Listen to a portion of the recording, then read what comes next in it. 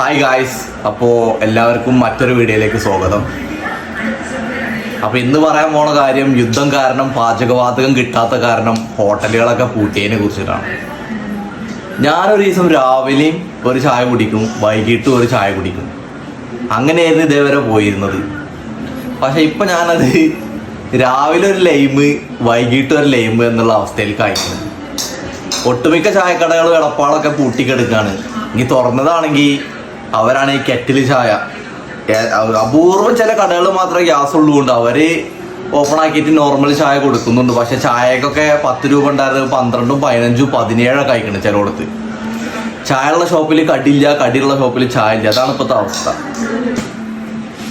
അപ്പോൾ ഇസ്രായേലും അമേരിക്കയും ഇറാനും തമ്മിലുള്ള യുദ്ധത്തിൽ ഹോർമൂസ് കടലിടുക്ക് അടച്ചതിനാലാണ് ഇന്ത്യയിലേക്ക് പാചകവാതകം വരാത്തത്.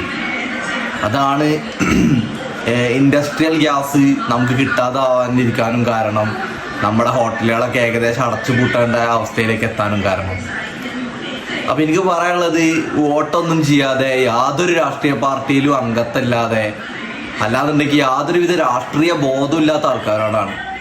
ചിലവരൊക്കെ പറയും ആർക്കും വോട്ടൊന്നും ചെയ്യണ്ട, നമ്മൾ പണിക്ക് പോയാൽ നമുക്ക് ജീവിക്കാം. അതൊക്കെ ശുദ്ധ മണ്ടത്തരാ. നമ്മൾ കഴിക്കുന്ന ഓരോ അരിമണിക്കും, നമ്മൾ ശ്വസിക്കുന്ന ഓരോ ഇഞ്ച് വായുവിന് വരെ രാഷ്ട്രീയമുണ്ട്. ഇപ്പോൾ നല്ലൊരു ജനസമൂഹമാണ്, പക്ഷെ അവർ മണ്ടന്മാരായ ലീഡേഴ്സിനെ തിരഞ്ഞെടുക്കുന്നുണ്ടെങ്കിൽ ആ ജനസമൂഹം ഫ്ലോപ്പ് ആവും. കാരണം മണ്ടന്മാരായ ആൾക്കാർ മണ്ടൻ നിയമങ്ങൾ കൊണ്ടുവരും. വെറുതെ ഓരോ രാജ്യങ്ങളായിട്ട് യുദ്ധത്തിന് പോവുക, അവിടുത്തെ രാജ്യങ്ങളെ പട്ടിണിക്ക് ഇടുക, കൊല്ലുക, ഇതൊക്കെ നടക്കും.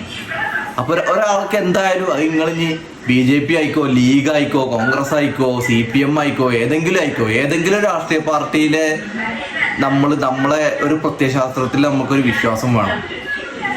പ്രശസ്തമായിട്ടൊരു കോട്ടുണ്ട്, if you do not interfere in politics, the politics will interfere in your life. എന്താന്ന് വെച്ചാൽ, നമ്മൾ പൊളിറ്റിക്സിൽ ഇടപെട്ടില്ലെന്നുണ്ടെങ്കിൽ രാഷ്ട്രീയം നമ്മളെ ജീവിതത്തിൽ ഇടപെടുന്നതാണ് ആ കോട്ട്. അപ്പോൾ വൈകുന്നേരങ്ങളിൽ കൂട്ടുകാരൊക്കെ ആയിട്ട് പോയിട്ട് ഒരു സുലൈമാനി അല്ലാന്നുണ്ടെങ്കിൽ ഒരു പാൽച്ചായ കുടിക്കണമെന്നുണ്ടെങ്കിൽ അതിനാണെങ്കിൽ ഗ്യാസും ഇല്ല. ചായക്ക് വരെ രാഷ്ട്രീയമാണ് ഈ കാലത്ത്. അപ്പോൾ വോട്ട് ചെയ്യുമ്പോൾ ശ്രദ്ധിച്ച് ചെയ്യുക, നല്ല ഭരണാധികാരികളെ തിരഞ്ഞെടുക്കുക. അപ്പോൾ എന്താണ് നിങ്ങളുടെ നാട്ടിലൊക്കെ അവസ്ഥ? ചായക്കടകളൊക്കെ തുറന്നിട്ടുണ്ടോ, അതോ എല്ലാം ക്ലോസ് ആയി കിടക്കുകയാണോ? എന്തായാലും കമൻസിൽ അറിയിക്കേ. അപ്പോൾ അത്രേ ഉള്ളൂ. ബൈ.